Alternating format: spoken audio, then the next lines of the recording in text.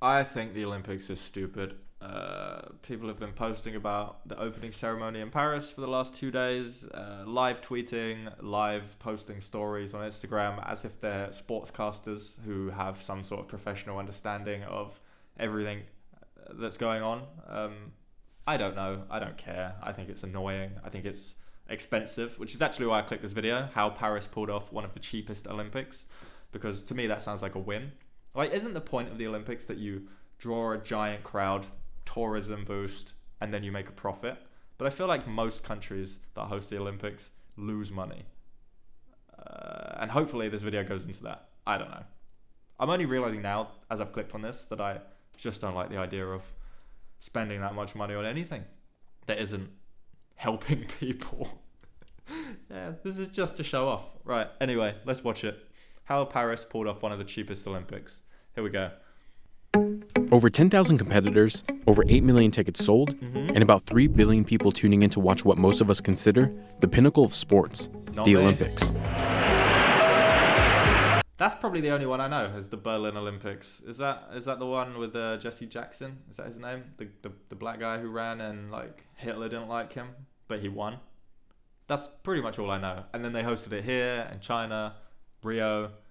I didn't watch it. I don't know anyone in the Olympics. The swimming guy who's like smooth as a dolphin and has the wingspan of a pterodactyl. I know about him. I know Usain Bolt because everybody does. He's like a McDonald's ambassador or something. But yeah, all right, let's get it. Consider the pinnacle of sports, the Olympics. And this time, it's in Paris. But the Olympics is a lot more than just this, and this, and this. Usain. It's an extremely expensive undertaking. In many cases, causing more harm than good to its host city. Sounds about And I right. covered it before. Cities are dropping out because they were spending tens of billions of dollars on the hosting process. This chart shows a host city's initial budget versus what they ended up spending. That's kind of insane. Like, so everybody goes over budget. That kind of makes sense a little bit, but geez, Beijing, 20 billion was the initial. Why would they spend that much? That's just dumb. And then they went over budget by 2.5 times, or two and a quarter times. I feel like London went over budget. No, Tokyo is the most over budget, but I remember London's one. They built a whole stadium, and it's basically just empty now. Like, they sold it, I think, to West Ham, who use it as a football stadium, but because it's so big, they can't fill the seats. I think it's got a swimming pool in it and like a track. But like, who cares? Like, nobody uses it now. It's such a waste of money and time and space, in my opinion. It's only now realizing that I really just do not like the Olympics or giant sporting events in general. The Qatar World Cup. Like, you built a freaking city to host a game that lasts 2 weeks. Same with this. It's rubbish. I sound really hateful, but I didn't expect that response. Let's keep going. Because they were spending tens of billions of dollars on the hosting process. Yeah. This chart shows a host city's initial budget versus what they ended up spending. They're quite different. Like this, or this, or this. The London 2012 Olympics ended up being nearly 4 times more than what they initially set out to spend. Like, what did they plan to spend? 5 billion. And they ended up spending 20 billion pounds. Or is it dollars? Yeah, $20 billion. But there are 60 million people in the UK. And I feel like rather than overspending and like putting that much money into something that is essentially a 2-week advertisement to boost tourism, which clearly did not make them a profit, they could have just given that 20 billion to the citizens of the UK. Been like, there's 60 million of you, we've got this budget of 5 billion, we'll just give you a couple pounds each. How about that? Everybody can have their rent paid this month. And they wouldn't have gone over budget, which would have left 13 billion like just lying around to be used for other welfare, I guess, or help the homeless, or pay the rent, or feed the... That's all I'm saying. What is the purpose of spending this much when they could have just done it in a field? There's plenty of green everywhere. I just don't get it. I don't like it. It makes no sense. And people love it. They get obsessed with it. It's like the Queen. People are like, oh, tourism this, tourism that. It's an important part of culture. Is it though? Is it? What would you justify spending 5 billion on? and then justify even further overspending by $13 billion additional dollars. Mad. The London 2012 Olympics ended up being nearly 4 times more than what they initially set out to spend. That's detrimental to a host's budget, especially problematic for cities and countries with an already weak economy and extreme inequities, like the state of Rio, that defaulted as a result of a heavy debt load in 2016, They or went Greece, bankrupt. whose debt crisis became so catastrophic, it was put on fiscal monitoring by the European Commission just a year after hosting the Games. Oh yeah, like isn't Athens where the Olympics started? Like Greece and Athens sort of founded the Olympic Games, and now here they are hosting, and it is so expensive that it literally bankrupts their entire country and their economy collapses. What purpose is served by doing this? Surely they could do this on a smaller scale. Just one man's opinion, just a humble like pleb who is not worth billions of dollars. I don't know, man. But Paris is looking to be a bit different. The city budgeted $9.7 billion, spending about half on infrastructure and the other half on operating costs. And so far, it's looking good.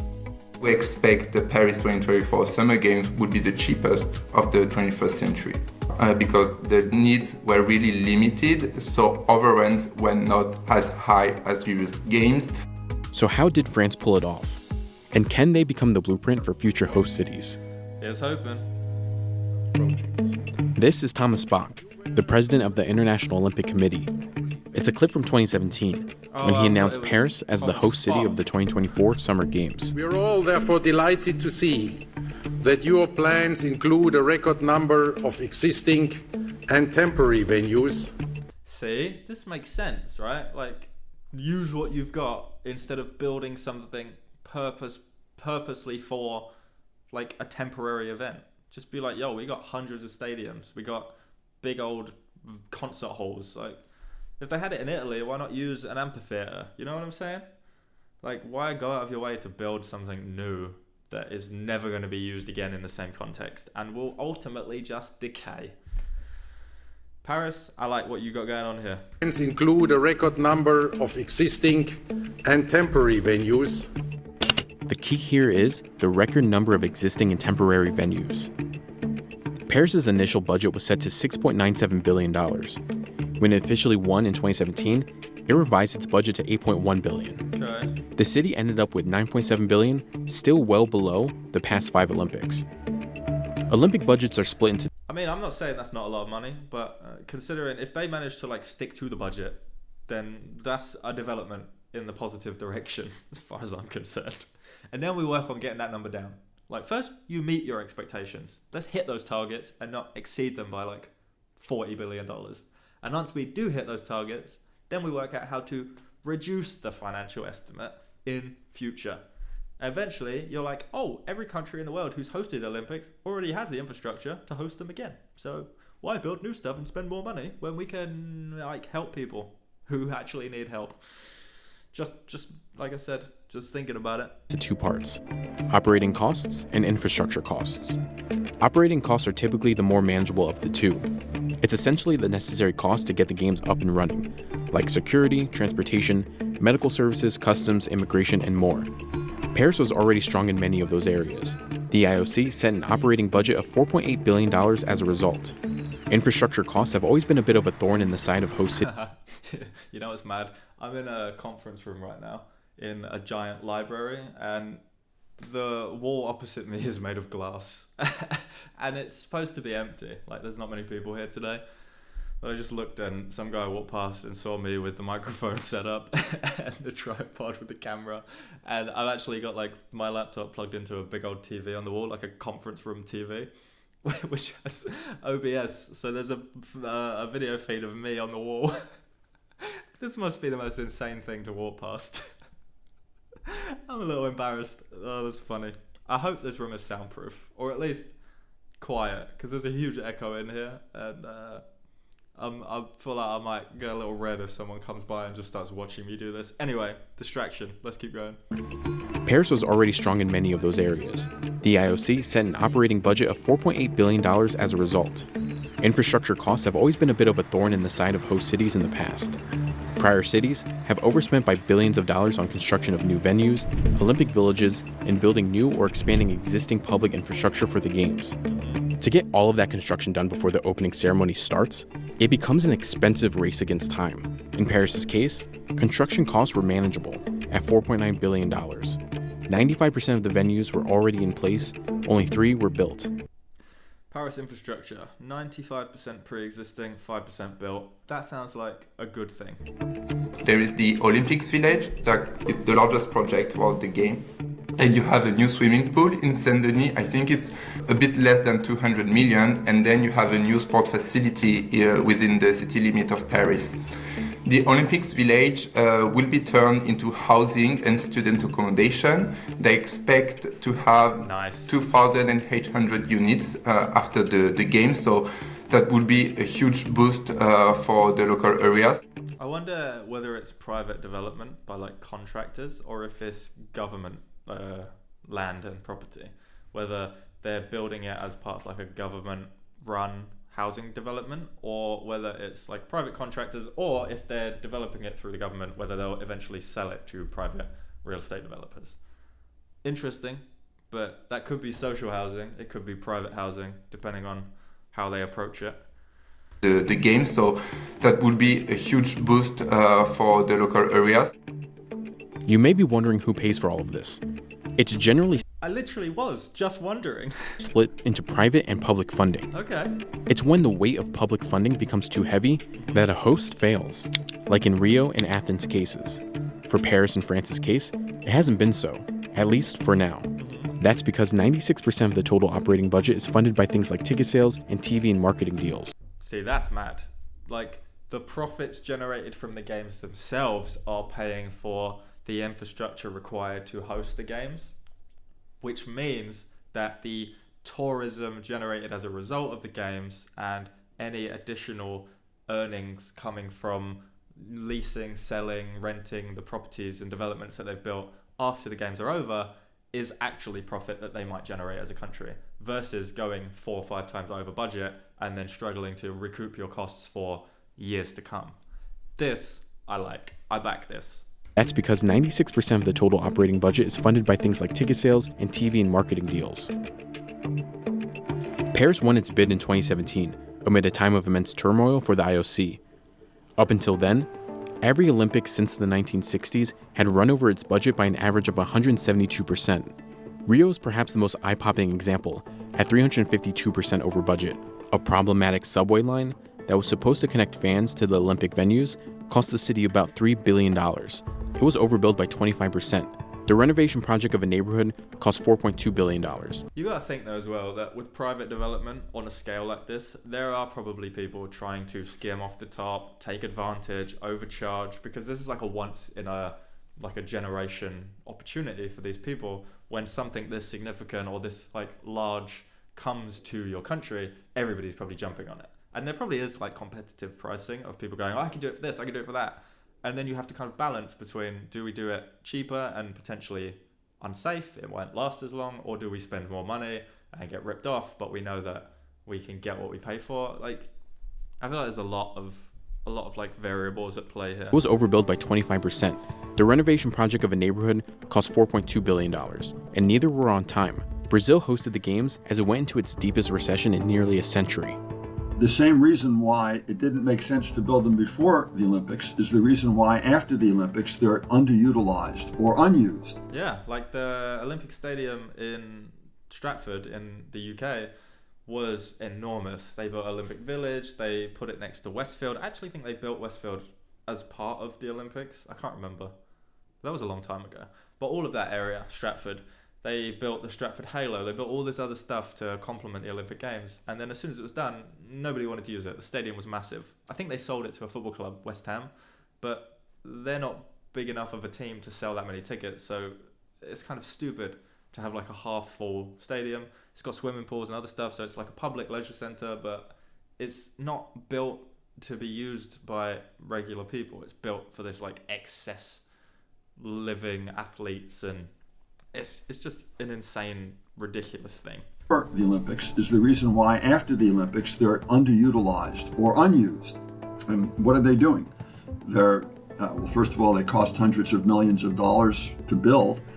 Secondly, they cost tens of millions of dollars to maintain over time. These so-called white elephants are an ongoing problem for host cities. As we saw earlier, a big part of the pair's bid was its The record number of existing and temporary venues. Back here. While Paris hasn't avoided the usual overspending, it's a fraction of what other cities deviated from their original budget. That's wild though, right? You build that stadium and it has a view of the Eiffel Tower in the background. That is like photo opportunity. That's a perfect photo for an event like this. As much as I hate the Olympics as a concept, I think like the visuals, the spectacle is pretty interesting. It's pretty cool. And just like the idea of like winning 100 meters or throwing a shot put with a view of the Eiffel Tower is pretty nuts. The message of the government has always been this will be cheap games, the cheapest in recent history, and they will not burden our public deficit or our debt and will benefit everyone. If you compare the size of the budget to French GDP, it's only 0.3%, so that's rather limited and it's much lower than, let's say, Athens in 2004 that represented a larger share of Greek GDP. Paris is also uniquely positioned to host a big event, with its 100 million annual visitors accounting for 7 to 8% of its GDP. Paris has an extensive metro network, but also many train lines, and I think this was a really positive for the... To be fair though, they are having a lot of trouble with the trains at the minute. I feel like as protests develop, people are like setting fire to the train tracks and the Eurostar is kind of struggling to keep up. So the infrastructure is probably burdened by the Olympics, but if it's set up already for that many tourists, then I'm sure they can accommodate a few more. But also many train lines, and I think this was a really positive for the Games, meaning that most people, tourists, will use the transportation infra to go to the different venues. With mounting criticism, the IOC adjusted its bidding process. In December 2014, the IOC released the Olympic Agenda 2020. The goal? To make hosting easier on cities. What Agenda 2020 did at the time was to restate a policy or policies that the IOC started in the 1990s. And the intention was to promote financial security for the host city and also to promote sustainability. Promoted a little bit of greater flexibility on the part of the IOC in terms of allowing host cities to use existing venues rather than to build new venues. And that was, at least on the margin, a good thing for the host cities. Under the Olympic Agenda 2020 and its 2016 amendment, The New Norm, if a city needs new venues, new construction must have long-term legacy post-Olympics. The overall economic and environmental impact was... At least they know the destruction and chaos that they're causing. Like, it might have taken, how long has this game been going on? Like, thousands of years. It's only taken them a few millennia, but they figured it out eventually. They're like, what's the point in building all this stuff if it's just going to crumble and nobody can use it? Let's, like, try and build up sustainable infrastructure. Who would have thought? Great idea. Post-Olympics. The overall economic and environmental impact was not changed very much. And as a result of that, they continued to have more and more problems, and in fact worsening problems, with getting potential host cities to actually express an interest in hosting. It finally got to the point in 2017 where 5 cities dropped out of the competition to host the 2024 games, the ones that are about to happen. Only Paris and Los Angeles remained in the competition. In 2017, imagine the Olympics in LA. That would be horrific. That would be like so ostentatious and ridiculously over the top. Like, ugh, I can't even imagine. 2017, it was the first time in IOC history that 2 hosts were chosen for back-to-back Olympics. By locking in 2 cities at once, the IOC wouldn't have to worry about facing another mad dash. Oh, they're actually doing it in LA. Why don't they just say America? Why don't they do it in multiple states? Why is it just in LA? To land a host after cities drop their bids.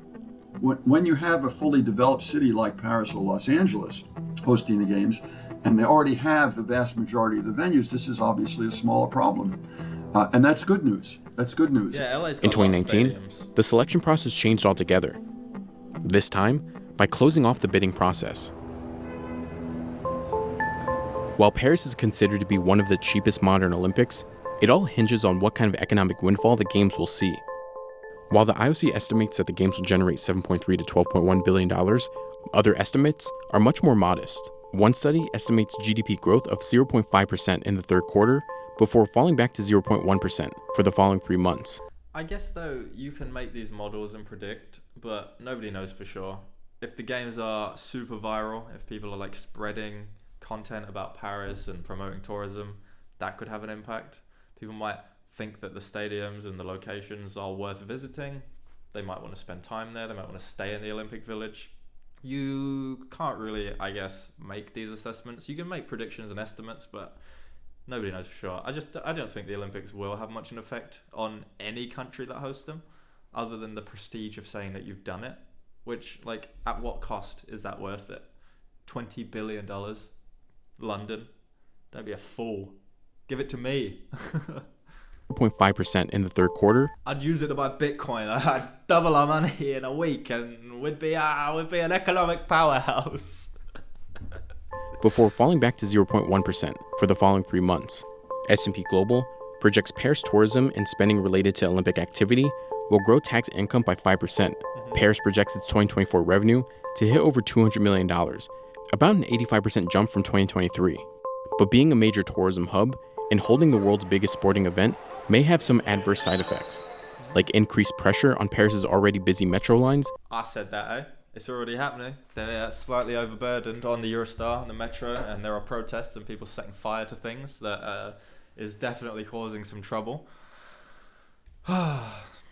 It's all very interesting. May have some adverse side effects, like increased pressure on Paris's already busy metro lines, tourism not being high as expected, or security costs becoming increasingly more expensive as the games progress. The main pain point would be the transportation network, because many people would go at the same place at the same time for the different competition, and this could add a pressure to the network that is already saturated. The transportation authorities said they will add extra capacity on metro lines and train lines, but maybe this won't be sufficient to absorb a higher ridership. So how do you add capacity to a train line other than just adding more carriages and trains? Right? Like, what are they going to do? Make the rail to make the track wider? I don't understand. Surely that just means we're going to build more trains and put more carriages on the lines. Increase capacity. Yeah. Maybe this won't be sufficient to absorb a higher ridership. So we could see network disruptions from time to time. I think this is expected. Air France estimates a loss of about $200 million from June to August as traffic to and from Paris lags behind other major European cities due to the Olympics, and some tourists are avoiding the city altogether. But economist like Zimbalist believes the biggest risk to Paris's cheap budget is security. They say that the security costs in the budget are approximately $340 million. I don't think that number is realistic. They have already admitted to having more than 50,000 security personnel who will be working the games. But beyond direct personnel costs, we know that there are a lot of other costs. You're engaging heavy military equipment for the games. You're buying equipment to contest any drones that are being used by terrorists or other people. You're doing all sorts of things that go way beyond the security costs. And previous Olympic Games have been known to spend over $1 billion, up to $2 billion in security. So that's wild. Like, I get it. You need security at things like this. People got to get paid. It makes sense. But billions and billions of dollars and like 50 to 100,000 people dressed like security guards. That's like insane to think about. Imagine putting them all in one place. Like, fill up the stadium with just security. It's bonkers. They're giving us a number of $350 million.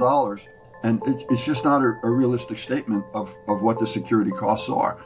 The Olympics have their host cities locked up until 2034. So far, each city's... Salt Lake City. So you have it in LA and then you have it in a different part of America. That's like the Midwest, right? Salt Lake City, is that like Idaho? Somewhere like that?